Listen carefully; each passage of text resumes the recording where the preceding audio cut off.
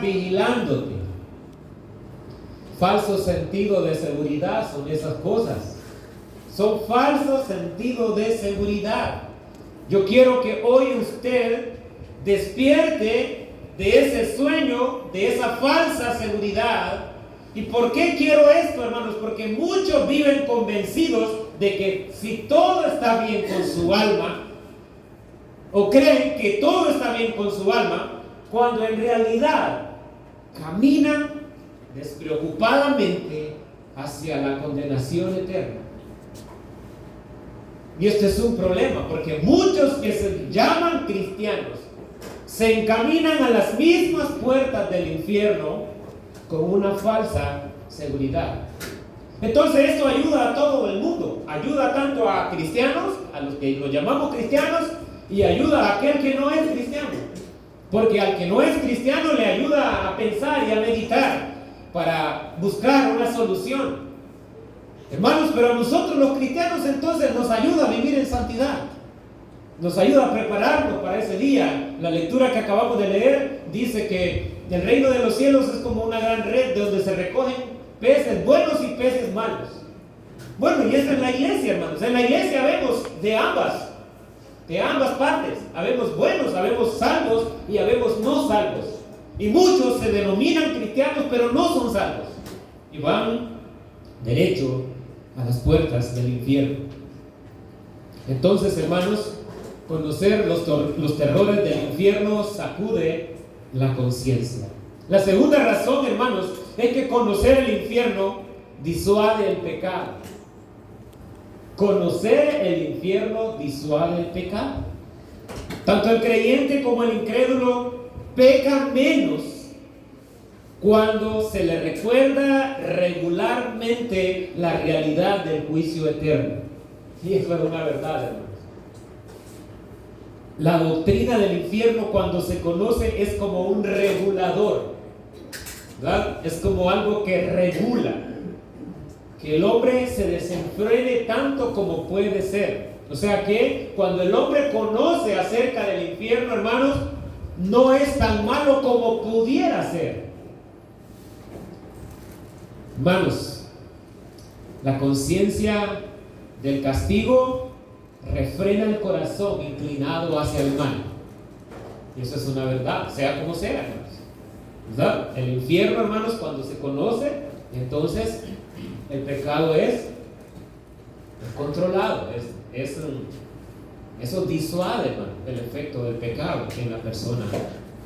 En tercer lugar, hermanos, ¿por qué es necesario conocer los terrores del infierno? Bueno, porque despierta a los falsos convertidos. Despiertan a los falsos creyentes. Si usted está aquí en la iglesia confiado, creyendo de que va para el cielo, cuando en realidad se camina a las puertas del infierno, entonces esto lo va a despertar a usted. Conocer los horrores del infierno despierta a los falsos convertidos. Hay quienes creen ser salvos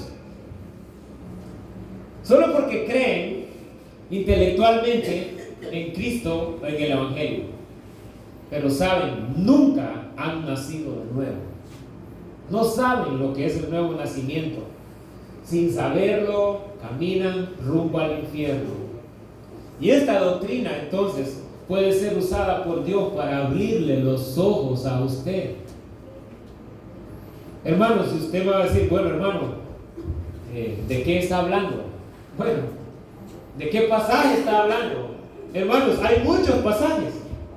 El texto que acabamos de leer nos acaba de decir que los ángeles van a recoger tanto buenos como malos. Y a los buenos los van a meter al cielo. ¿Pero qué van a hacer con los malos? ¿Qué dice el pasaje, hermanos, que acabamos de leer? En Mateo 13.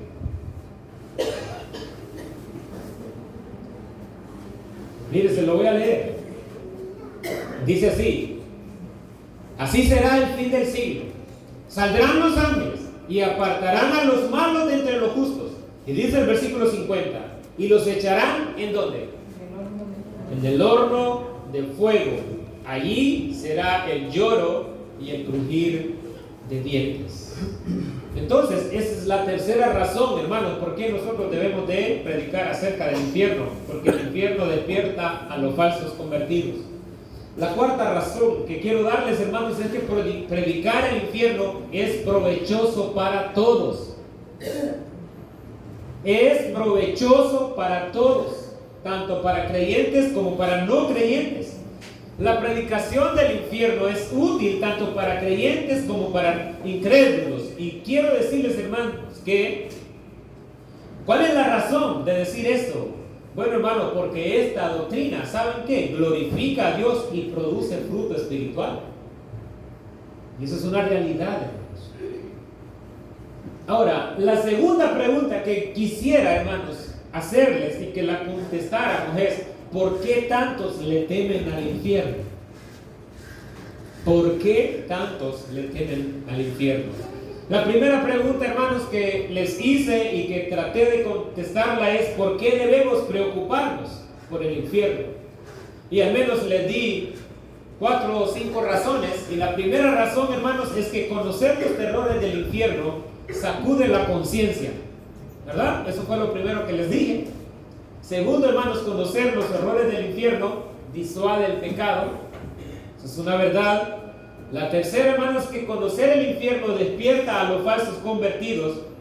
La cuarta es que predicar el infierno es provechoso para todos.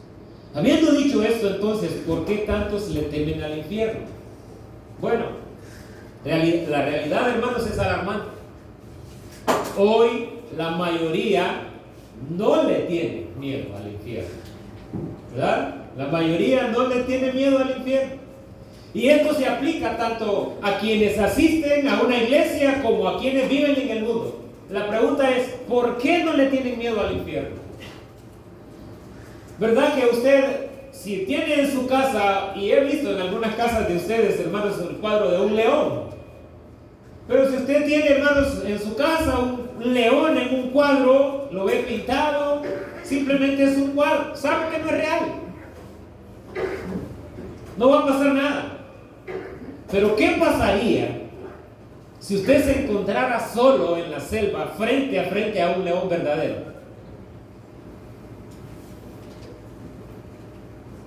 Con esos rugidos feroces, ¿qué pasaría con usted? Quiero decirle que el terror se apoderaría de usted inmediatamente. Eso es una verdad, hermano. Bueno, así sucede con el infierno. Es de la misma manera. Para muchos no es más que una imagen lejana, pero tan lejana de que creen que no es real. Es una imagen abstracta. Leemos acerca del infierno en la Biblia. Sabemos que Jesús habló del infierno. De hecho, les voy a decir que Cristo, hermanos, habló más del infierno que de cualquier otro tema. Si ustedes leen la Biblia, hermanos, y los evangelios, todo lo que Cristo dijo, el 45% de sus palabras tenían que ver con el infierno. ¿Por qué será?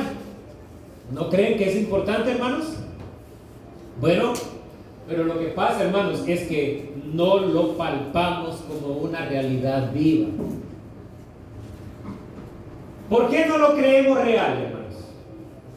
¿Por qué muchas veces hay personas que no le tienen miedo al infierno? ¿Y por qué no lo creen real? Porque, bueno, se predica poco del infierno. En muchos púlpitos ni se toca el tema. ¿Por qué dicen ellos? No quiero herir la conciencia de mis hermanos, dicen los pastores. ¿Pueden ustedes imaginarse? No quiero herir los sentimientos de los feligreses. Por eso no voy a hablar del infierno. Hermanos, ¿saben? La doctrina del infierno no se estudia, no se medita. Y lo que oímos también, hermanos, lo que no oímos, perdón, también forma parte de nuestras creencias. No solamente lo que oímos forma nuestra creencia, lo que no oímos también. Y como no escuchamos acerca del infierno, entonces también eso está, hermanos, formando nuestras conciencias. Y solo el Espíritu de Dios puede presentar los terrores del infierno en su palabra, de tal manera que nosotros lo podamos percibir con toda la realidad. Y el Señor utilizó varias figuras. Y Dios ha usado, hermanos, a esta doctrina, más que muchas otras, para la conversión de pecadores. Claro, es un instrumento de Dios. Así es de que te pido que ores para que el Espíritu Santo te muestre el infierno tal como realmente es. Hermanos, amigos, quiero decirles que el infierno es una necesidad. Usted me va a decir, bueno, hermano, ¿cómo es posible? Sí, la necesidad del infierno. Miremos algo acerca de esto. Eso es una realidad. Muchos se burlan del infierno. ¿Por qué, hermanos? Bueno, simplemente porque desean seguir en sus pecados.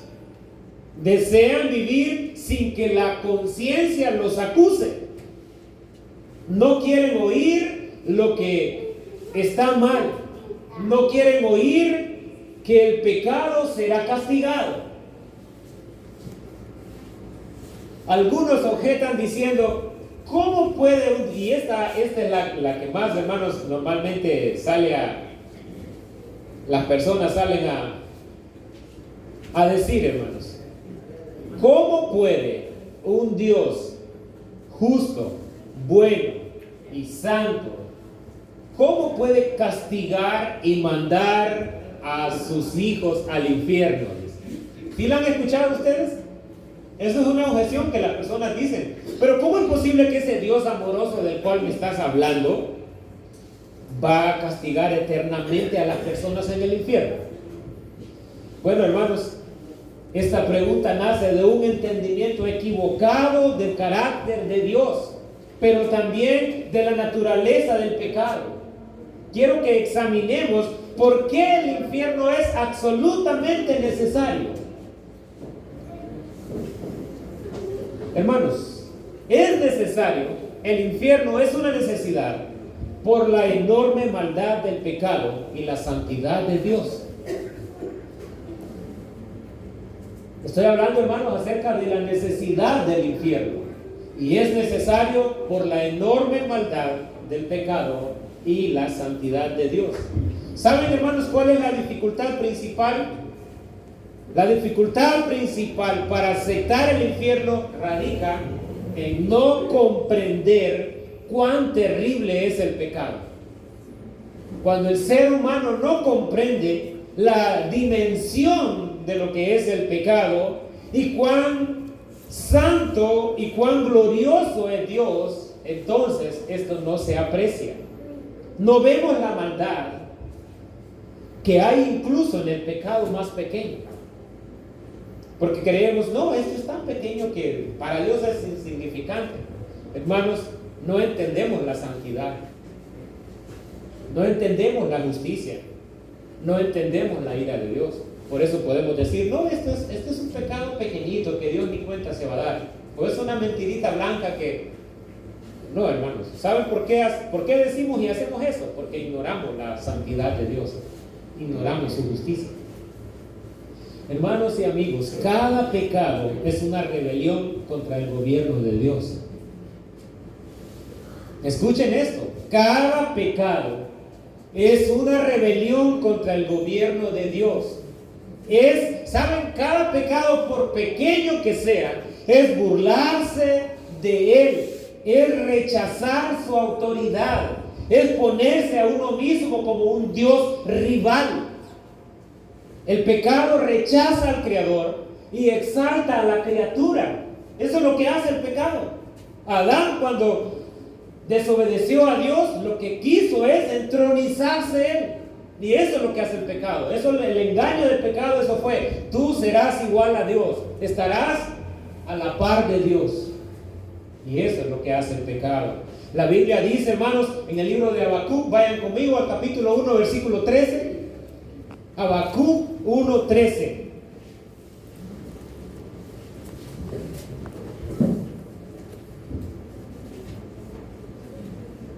Cuando nosotros comprendemos quién realmente es Dios, cuando comprendemos su santidad, su justicia, entonces, hermanos, vamos a ver el pecado de otra manera.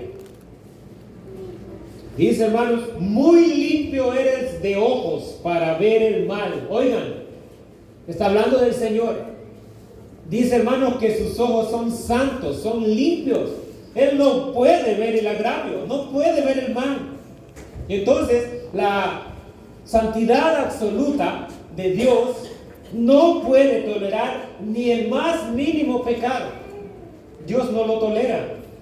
Hermanos, amigos, si entendiéramos la pureza perfecta de Dios y también la naturaleza abominable del pecado, entonces, ¿saben qué? Tendríamos dificultad alguna en aceptar, no tendríamos dificultad alguna en aceptar la necesidad del infierno. Acuérdense lo que dice Jeremías en el capítulo 17, versículo 9. Quiero que piensen en esto, hermanos. Dice Jeremías 17, 9. Engañoso es el corazón más que todas las cosas, y perverso, ¿quién lo comprenderá? Saben que muchas veces nuestro corazón nos tiene engañados. Pero acuérdense lo que dice la palabra del Señor, que el corazón es engañoso y es perverso. Podemos estar engañados.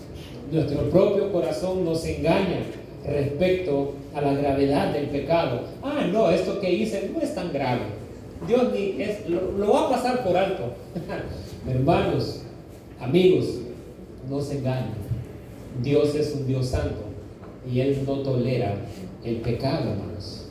Pero saben, además, hermanos, de la enorme maldad del pecado y la santidad de Dios, ¿saben qué? Podríamos también decir la naturaleza infinita de Dios. La naturaleza infinita de Dios. Hermanos, Dios es un ser infinito. ¿Cuántos lo creen? Amén. Dios es un Dios infinito y también es un Dios eterno, ¿sí? Y eso es una realidad, hermano. Cada pecado, por pequeño que sea, se comete en contra de ¿quién? ¿Qué dijo David? Contra ti, dice, contra ti solo he pecado. Entonces, hermanos, cada pecado que se comete en contra de un Dios infinito. Escuchen esto. En cada acto pecaminoso, el hombre entonces destrona a Dios y se sienta en su lugar. Entonces, la pregunta detrás de cada pecado es esta: ¿de quién será la voluntad? ¿La de Dios o la del hombre? Cuando pecamos, hermanos, es la voluntad del hombre que está allí. A Dios se ha rebajado, hermanos, a un nivel inferior, y nosotros nos hemos colocado en el lugar de Dios. Un solo pecado, escuchen esto, un solo pecado contra un Dios infinito merece un castigo infinito. ¿Sí o no? Un solo pecado en contra de un Dios infinito merece un castigo infinito. No porque el acto sea pequeño, no es por eso. ¿Saben por qué es, hermanos? Porque el Dios ofendido es infinitamente santo. Y eso es una verdad. Por pequeño que sea, el castigo debe de ser infinito, porque has ofendido a un Dios infinitamente santo. Santo, santo, santo. Pero además, hermanos, además de la enorme maldad del pecado, la santidad de Dios, en segundo lugar, la naturaleza infinita de Dios, en tercer lugar, la justicia divina. La justicia divina. Hermanos, estamos hablando acerca de la necesidad del infierno, ¿ok? La necesidad del infierno, y he tratado de hacerles ver que el infierno es necesario. Y he dicho, hermanos, en primer lugar, que el infierno es necesario por la enorme maldad del pecado y la santidad de Dios. En segundo lugar, el infierno es necesario por la naturaleza infinita de Dios. Y en tercer lugar, hermanos, el infierno es necesario por la justicia divina. Si esta es una realidad, si incluso, hermanos, y amigos, un solo pecado, uno, por pequeño que sea, ¿verdad? Solamente uno, exige que Dios vindique su nombre, y Él lo hará, seguro que lo va a hacer, por pequeño que sea el pecado, uno. Ustedes dicen, no, yo nunca casi he pecado, solo cometí un pecado, pero pequeñito, sí fue tan pequeñito, solo ese pecado he cometido. Bueno, pero le voy a decir que Dios va a vindicar su nombre, incluso contra ese pecado muy pequeño. ¿Saben por qué? Porque dice el Señor en el libro de Romanos 12:19, vayan conmigo ahí, dice, mía es la venganza, yo pagaré, dice el Señor. El Señor va a pagar a cada uno conforme a sus hechos. Ahí no hay duda, el Señor está afirmando, yo pagaré, yo traeré la retribución. Un famoso escritor y uno de los predicadores favoritos por mi persona, y yo creo que por Nerlin también, Jonathan Edwards, escribió con claridad contundente. Y escuchen, hermanos, lo que escribió este hombre. Dice así, lo cito textualmente: la gloria de Dios es el mayor bien, es el fin supremo de la creación. Hay un modo mediante el cual se glorificará a sí mismo: la destrucción eterna de los impíos, por la cual, dice él, traerá gloria a su justicia. La justicia vindicativa de Dios es estricta, exacta, tremenda, terrible, y por lo tanto, dice, gloriosa. Hermano y amigo, en conclusión, el infierno no es una fábula, no es un cuento de hadas, no es un mito, no es una exageración tampoco. No lo mire así. No es un invento medieval como nos han hecho creer, ¿verdad? Hermanos, es una realidad bíblica enseñada por Cristo. Cristo la enseñó. Es afirmada por los apóstoles. Y saben, es usada por Dios para llamar a quienes, a los pecadores al arrepentimiento. Entonces, ignorar el infierno no le hace desaparecer. Ignorar el infierno no le hace desaparecer. Callar la verdad no anula el juicio. Pero escuchar, temer, arrepentirse y correr a Cristo puede salvar tu alma. Hoy es día de gracia. Hoy es el día de salvación. Mañana puede ser un día de juicio. Mañana puede ser demasiado tarde. Escucha el sonido de la trompeta. Refúgiate en Cristo. Y da gracias a Dios, porque el mismo que habló del infierno, Él abrió el camino de salvación por medio de la cruz. Él mismo lo enseñó, pero no solo lo enseñó, Él dio la solución.